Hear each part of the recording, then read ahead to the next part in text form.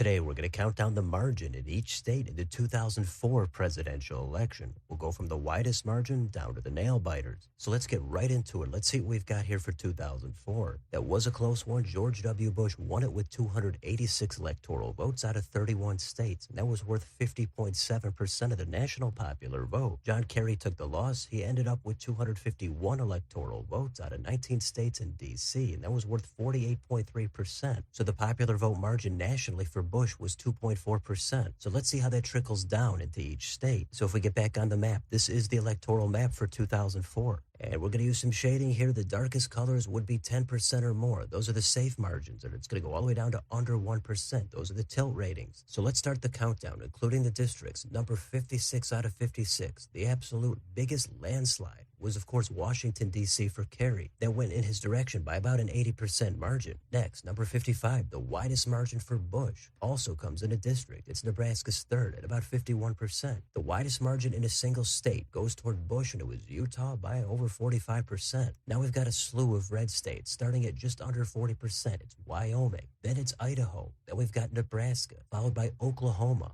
And under 30% now, it's North Dakota. Then Nebraska's first congressional district, followed by Alabama. A couple more, we've got Alaska and then Kansas. Just over 25% now for Kerry is Massachusetts. Of course, that was his home state. Then, coincidentally, in the low 20s, we've got Bush's home state of Texas. Then it's Nebraska's second. A little bit narrower, then it's South Dakota. Then it's another blue state. We've got Rhode Island. Still over 20% margins. We've got Indiana, Montana. The last one over 20 goes toward Kerry. It's Vermont. Now we're going down under 20, just by a hair. It's Kentucky. Then it's Mississippi. Then another state for Kerry. It's New York at over 18%. 1% less than that for Bush. It's South Carolina. A half a point under that. It's Georgia. Now under a 15% margin. In the deep south, it's Louisiana. Then it's Tennessee.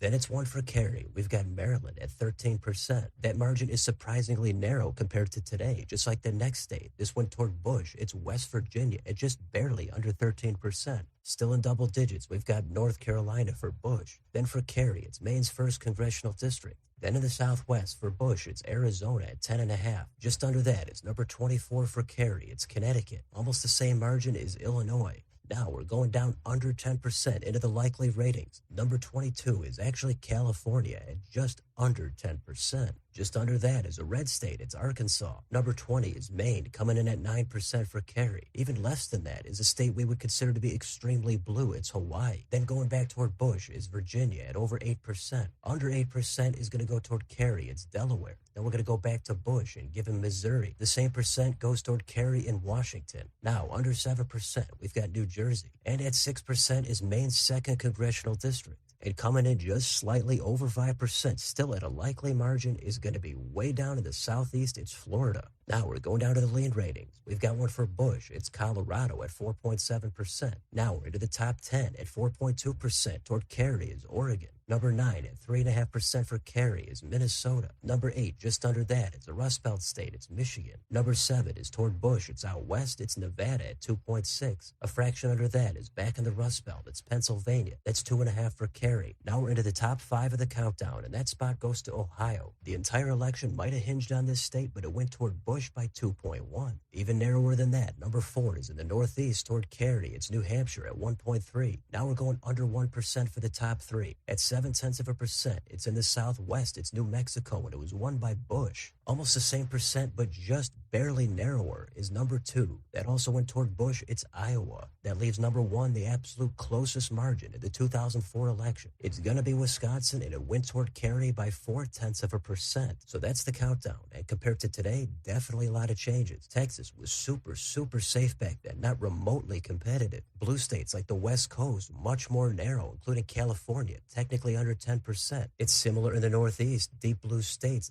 way less deep blue in this election. Even New Jersey and Delaware are likely ratings, and we can't forget about Hawaii, one of the bluest states today, but look at that, back then it's single digits. Also single digits are some red states like Missouri and Arkansas. In the Deep South, way less red than it is today. Colorado is red, Virginia is likely red, and George W. Bush even won the state of New Mexico. Arizona and Georgia were not swing states here at all. Iowa and Ohio were much better bellwethers. And look at the blue wall states, they all held up, but Wisconsin just as narrow as it is these days. So crazy stuff just over 20 years ago, but that's what happens in politics. States aren't necessarily going to vote the same 3, 4, 5 elections in a row. And in this election, it was pretty close. If Kerry had won Ohio, he would have been the president. But that's it for this countdown. So let me know in the comments, what do you think of the margins in any of these states? Are you surprised by how West Virginia is way bluer than it is today? How about Minnesota kind of voting similar to how it does now? Do you think it's similar in New Jersey? Let me know what you think down below. On your way out, don't forget to like, share, and subscribe. Join if you'd like to support the channel. Thanks for watching. I'll see you next time.